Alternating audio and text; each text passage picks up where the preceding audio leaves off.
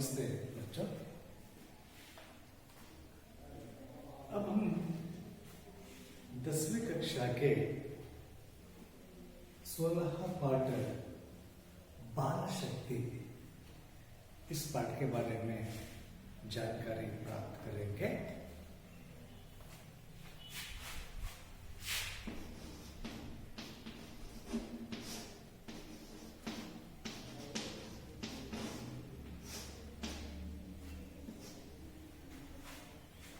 इस पाठ का लेखक है जगत राम आर्य।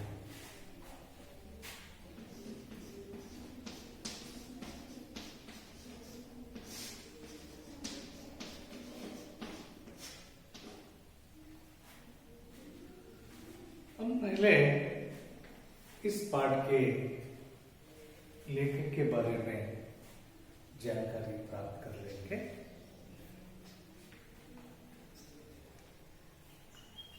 बाल शक्ति इस पाठ का लेखक जगत राम आर्य है।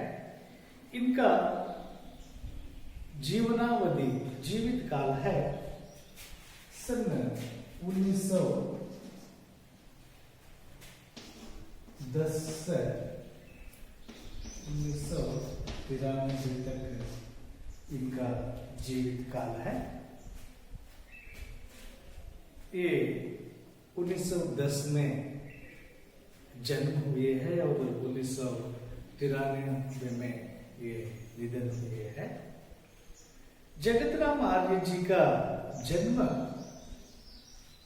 ऊना में हिमाचल प्रदेश में 16 दिसंबर 1910 को हुआ है। जगत राम आर्य जी का जन्म ऊना में हिमाचल प्रदेश राज्य में इनका जन्म 16 दिसंबर में हुआ है। आपकी पढ़ाई निकट गांव के डीएवी स्कूल में हुई है। इनका जन्म तो ऊना हिमाचल प्रदेश में 16 दिसंबर 1910 को तो हुआ है। बाद में इनकी पढ़ाई बड़ा होने के नाते इनका पढ़ाई जो गांव के निकट नजदीक में जो स्कूल थी डीएवी, उस स्कूल में इनकी पढ़ाई हुई है। स्कूल के वरिष्ठ अध्यापक पंडित तुलसीराम जी की देख रेखा में शिक्षा पाई है। इनका जो शिक्षा स्कूल के जो वरिष्ठ अध्यापक पंडित तुलसीराम जी थे, उनके देख रेखा में ही इनका पढ़ाई हुई। अब अमर शहीद भगत सिंह के साथ कई क्रांतिकारी घटनाओं से जुड़े रहे। इनकी पढ़ाई के बाद इन्होंने जो क्रांतिकारी अमर शहीद भगत सिंह के साथ भी इनकी मिलावट थी। उनके साथ ये बहुत सारे क्रांतिकारी घटनाओं में उनके साथ में जुड़े रहे थे। अब स्वतंत्रता आंदोलन के समय भाई परमानंद के साथ भी रहे, जो बहुत बड़े देशभक्त थे। वे जो हमारे देश की आजादी के लिए स्वतंत्रता जो की आंदोलन जो हो रही थी, उन आंदोलनों में इन्होंने परमानंद जी के साथ ये रहते थे और कई दिन अज्ञातवास भी किया। इस तरह वे देश सेवा में भी लगे थे। 4 अगस्त 1993 में इनका निधन देहांत हो जाता है। इस तरह हम इस जगत राम आर्य जी की जो अपने जीवन में जो वे अपने देश के लिए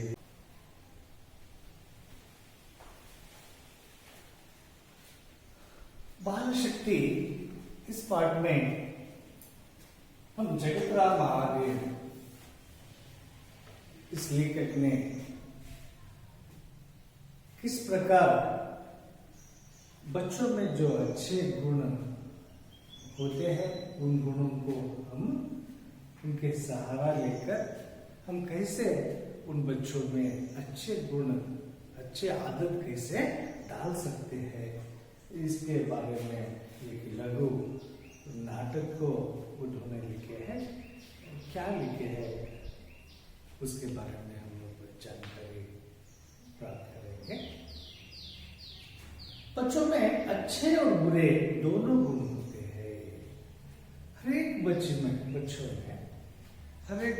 में अच्छे गुण भी होते हैं, बुरे गुण भी होते हैं। हम उनमें अच्छी आदतों के द्वारा उन बच्चों के जो अच्छे गुण जो होते हैं उनको उन गुणों को हम अच्छे आदतों में बदल कर उसको गुणी बनवाया जा सकता है।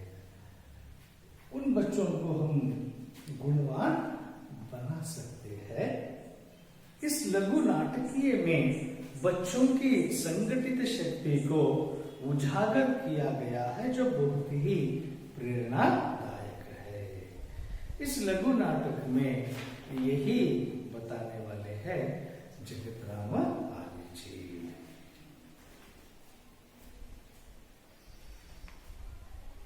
इस पाठ को पहले हम आदर्श वाचन कर लेंगे। पात्र परिचय। इस पाठ में इस लघु नाटक में कौन कौन से पात्र आते हैं देखेंगे। रामू, श्यामू, मोहन, संजय, किशोर, मनोज स्कूल के छात्र, गुरुजी स्कूल के अध्यापक, कलेक्टर साहब और एक बुजुर्ग। पहला दृश्य, रामू और श्यामू कंचे खेलने में व्यस्त है। रामू श्यामू से हरे वाले को मार, श्यामू मारता है। श्यामू लग गई ना, ला अब सारे कंचे मेरे हो गए। रामू तेरे कैसे हो गए? निशाना तो नीले वाले को लगा है, हरा कंचा तो अलग पड़ा है। श्यामू झूठ मत बोल, तू सदा खेल में बेईमानी करता है। दे दे कंचे वरना मार दूंगा। रामू की कमीज का कॉलर पकड़ता है। रामू छोड़ मेरी कमीज छोड़। तीसरे लड़के मोहन का प्रवेश। मोहन अरे अरे क्यों झगड़ रहे हो? श्याम यह मेरे कंचे नहीं देता, खेल में बेईमानी करता है। राम यह झूठ बोल रहा है। मोहन देखो अब तो स्कूल का समय हो रहा है, घंटी बजने वाली है, यह फैसला बाद में कर लेना। श्याम अच्छा अब तो छोड़ता हूं, पर शाम को दे देना। राम चल चल अपना रास्ता पकड़, बड़ा आया कंचे लेने वाला। मोहन अरे भाई स्कूल नहीं चलना है क्या? राम तुम जाओ स्कूल, मैं नहीं जाऊंगा। एक दिन स्कूल नहीं जाने से क्या होता है?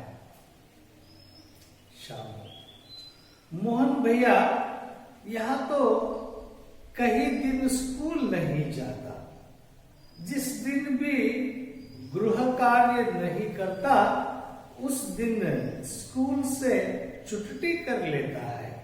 आज गणित का काम दिखाना है ना। मोहन, रामो दिखाओ तो गणित की कॉपी। राम, वह तो मैं घर भूल आया। मोहन, देखो रामो, यह ठीक नहीं। एक झूठ को छिपाने के लिए कई झूठ बोलने पड़ते हैं। शाम, चलो मोहन भैया, इसे रखने दो, स्कूल चलने में देर हो रही है। चलो दोनों चले जाते हैं। रामू कंचे खेलने लगता है। दूसरा दृश्य, स्कूल में भोजनावकाश का वक्त है। 5 बालक स्कूल के एक कोने में एकत्र होकर बातें कर रहे हैं।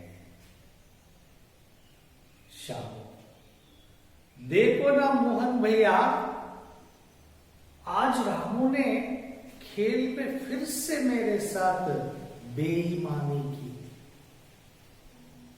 संजय, वह तो बात बात में झूठ बोलने लगा है। मनोज, मैंने सुना है कि 12 साल से नीचे की उम्र के बच्चों को तो कोई पाप नहीं लगता, चाहे वह झूठ बोलना ही क्यों न हो। श्याम, अरे मूर्ख, यही तो उम्र है अच्छी आदतें डालने की। अब तो आदत पड़ जाएगी, वह सदा साथ रहेगी। हाँ। किशोर, गुरुजी भी यही कहा करते हैं। मोहन, हाँ, हमें अभी से अच्छी आदतें डालनी चाहिए। इसके लिए हमें मिलकर कुछ करना होगा। शामो, हमें एक टोली बनानी पड़ेगी। मोहन, इस टोली में हम रामू को भी शामिल करेंगे और उसकी गंदी आदतें छुड़वाएंगे। टन टन करके स्कूल की घंटी बजती है। मोहन, चलो अब कक्षाओं में चले, शाम को सब यही मिलना। हाँ, रामू को कौन लाएगा? संजय, उसे मैं बुला लाऊंगा, वह मेरी बात मानता है। तीसरा दृश्य, मोहन, संजय, किशोर, श्यामू, मनोज और रामू बैठे बात कर रहे हैं। मोहन, आज से हम एक छोटी सी टोली आरंभ कर रहे हैं। उस टोली का नाम होगा बाल शक्ति। रामू, यह टोली क्या करेगी? संजय, सबसे पहले तो हम अपने उन साथियों पर ध्यान देंगे जो नियमित रूप से स्कूल नहीं जाते तथा पढ़ाई से जी चुराते हैं। किशोर, ठीक कहा। दूसरा काम होगा स्कूल के परिसर को स्वच्छ रखना। तीसरा कार्य होगा गांव की गंदगी को दूर करना।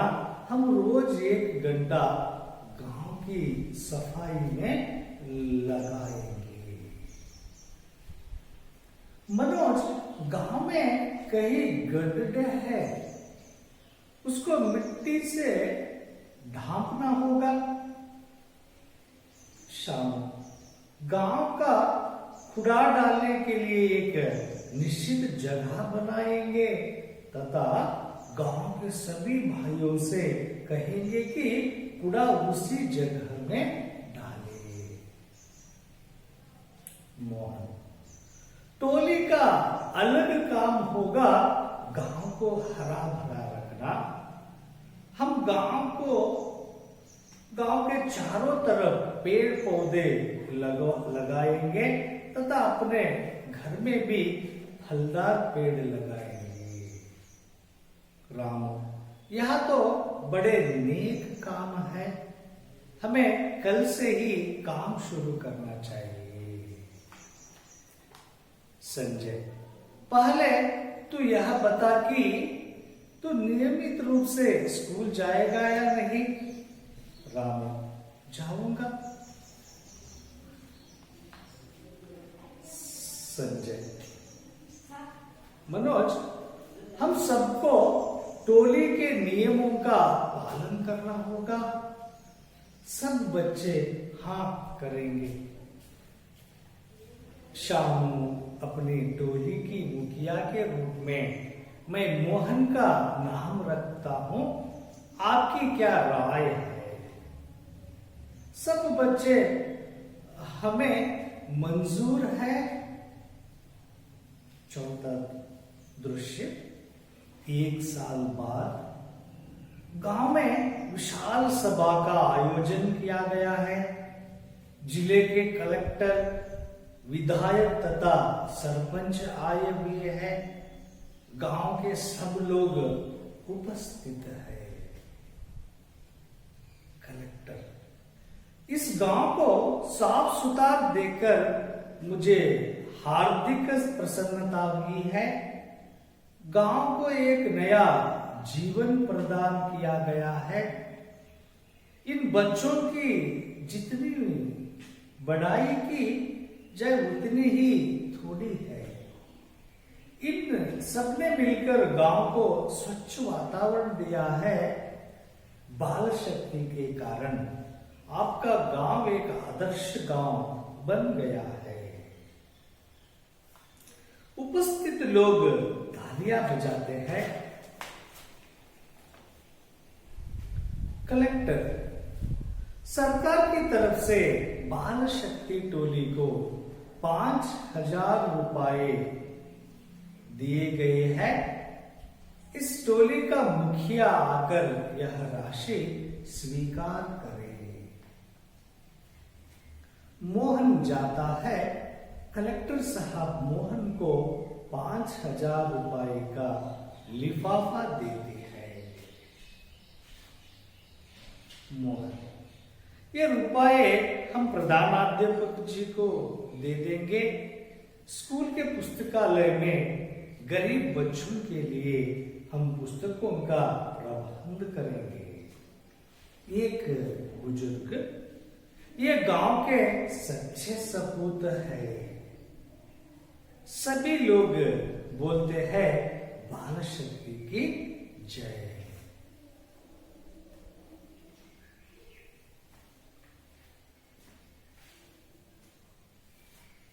अब हम इस पाठ में आए हुए कुछ नए शब्दों के बारे में देखेंगे। निशाना शब्द का होता है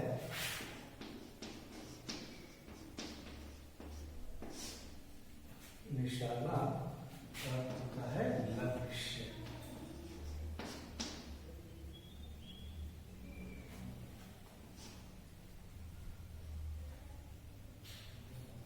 और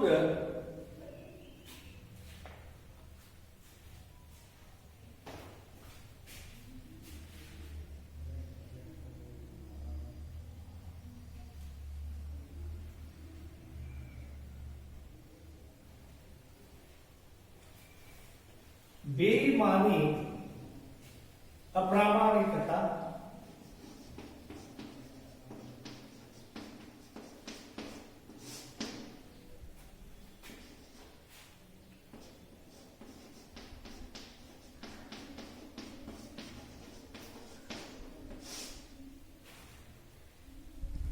या धोखा भी अर्थ होता है। फैसला, निर्णय।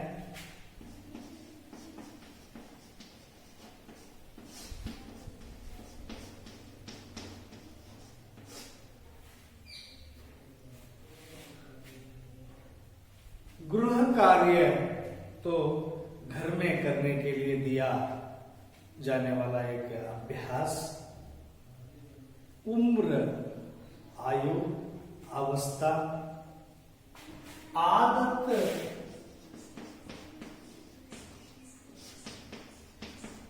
अभ्यास।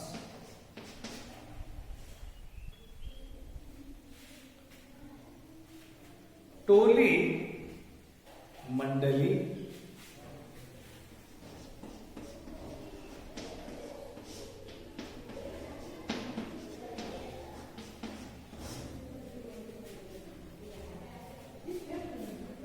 शामिल करना, मिलाना। शामिल करना होता है मिलाना, मिलाना।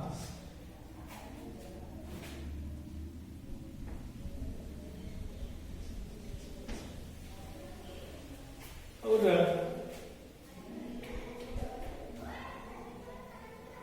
गड्ढा, धरती में गहरा स्थान। फलदार, फल देने वाला। नेक, अच्छा। नेक का मतलब अच्छा।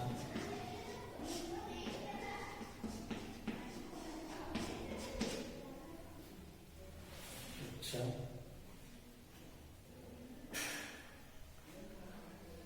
और आयोजन करना, प्रबंध करना। आयोजन।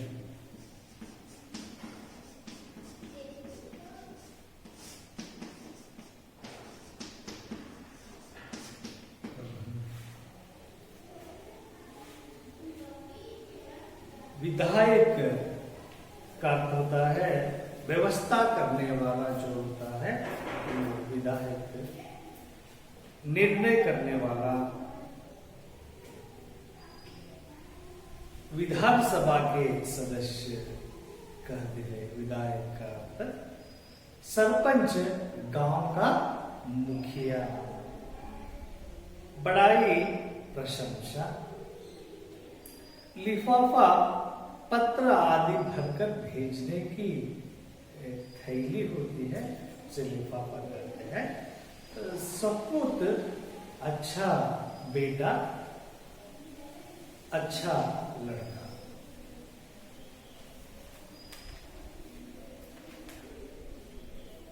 अब इस पाठ का विश्लेषण करेंगे।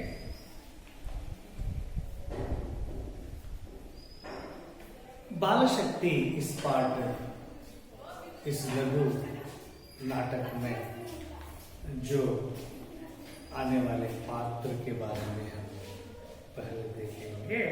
पात्र परिचय। रामू, श्यामू, मोहन, संजय, किशोर, मनोज। ये सब छात्र स्कूल के छात्र हैं।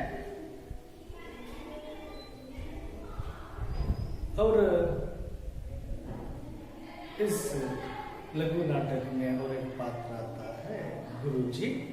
ये स्कूल के अध्यापक है। और पात्र कलेक्टर साहब, एक बुजुर्ग।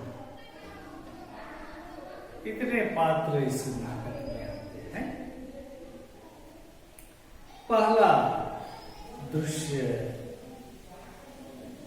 में क्या घटता है देखेंगे।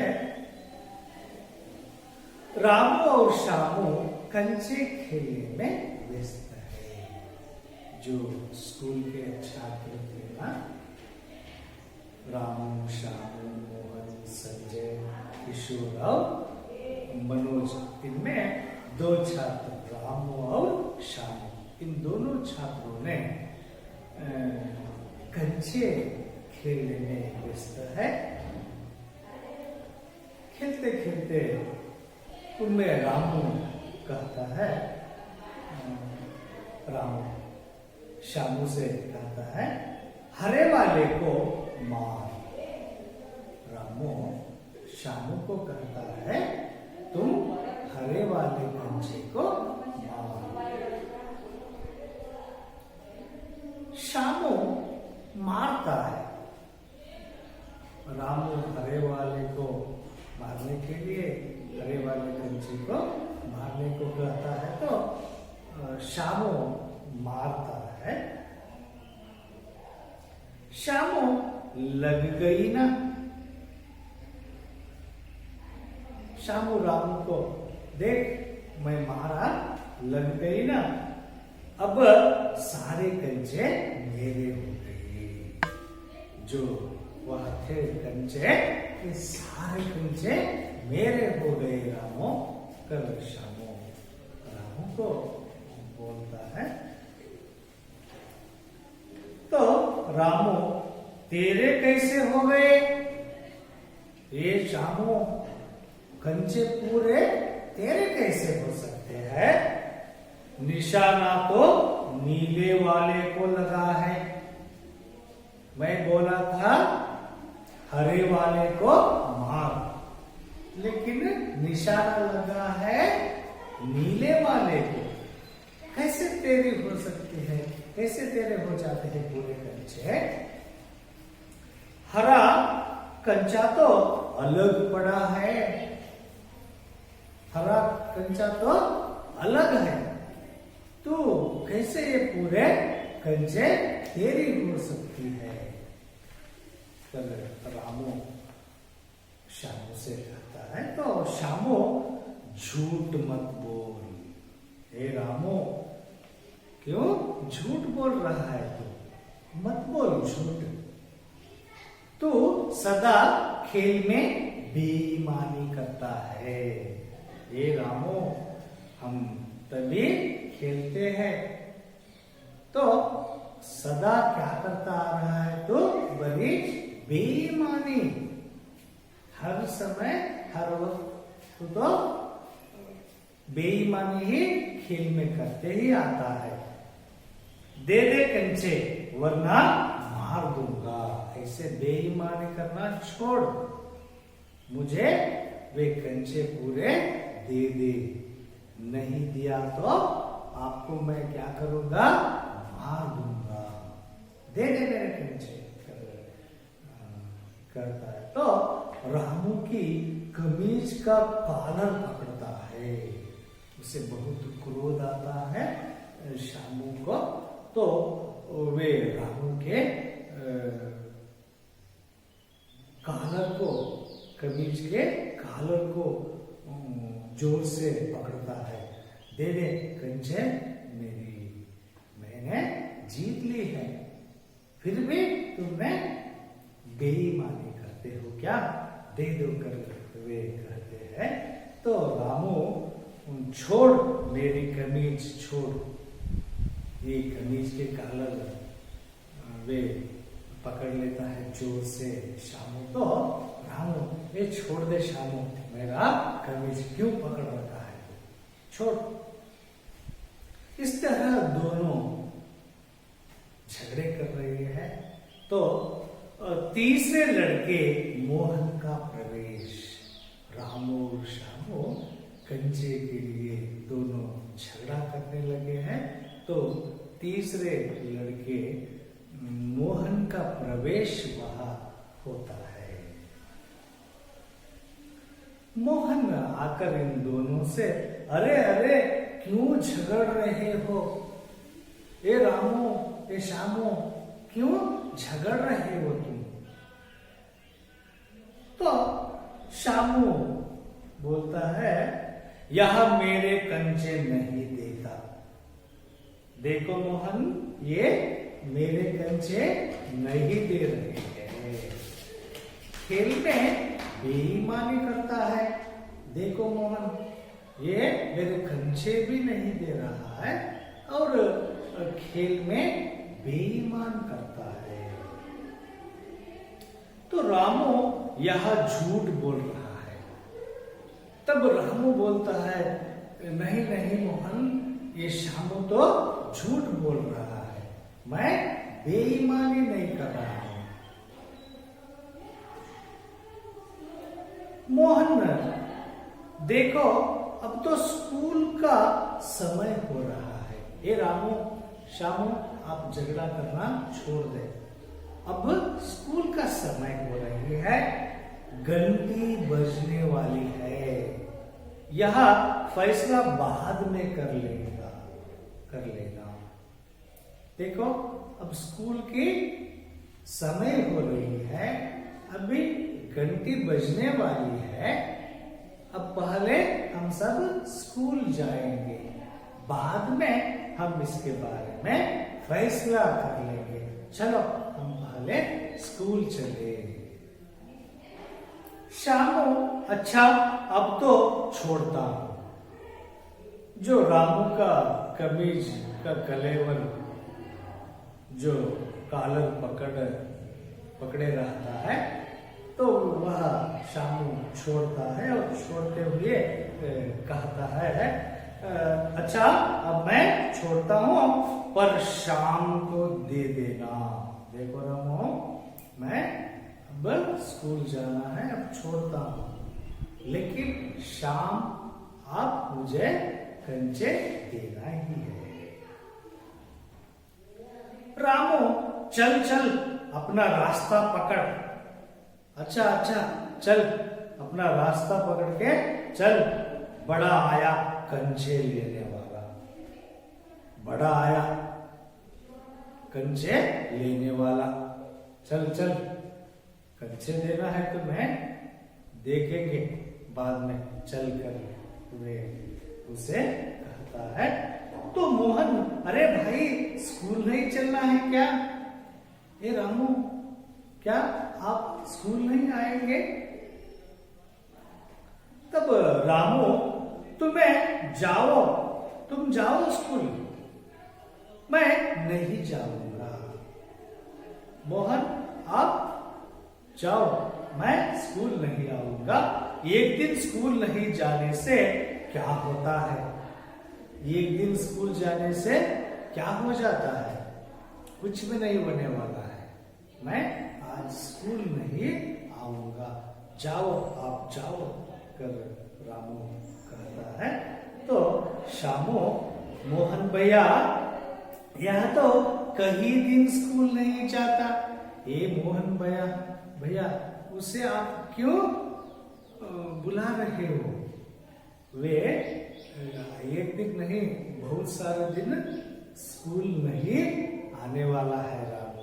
चलो हम उसे क्यों बुला रहे हो आप, हम जाएंगे, चलो कर कहते हैं। और जिस दिन भी गृह कार्य नहीं करता, उस दिन स्कूल से छुट्टी कर लेता है।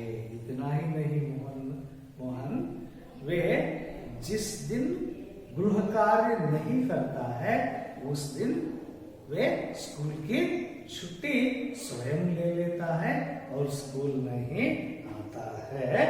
आज गणित का काम दिखाना है ना, आज तो हम स्कूल में गणित का गृह कार्य तो हम दिखाना है ना, इसलिए वे नहीं किया होगा, इसलिए वे स्कूल आने के लिए मना कर रहा है।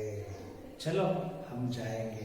तो हर दिन कुछ ना कुछ काम नहीं करता है और स्कूल नहीं आता है। चलिए हम जाएंगे कर कहता है श्यामू। तो मोहन, रामू दिखाओ तो गणित की कॉपी। ये रामू, तुम गणित का कार्य नहीं किया है, दिखाओ कॉपी। रामू, वह तो मैं घर भूल आया हूं। वो गणित का कॉपी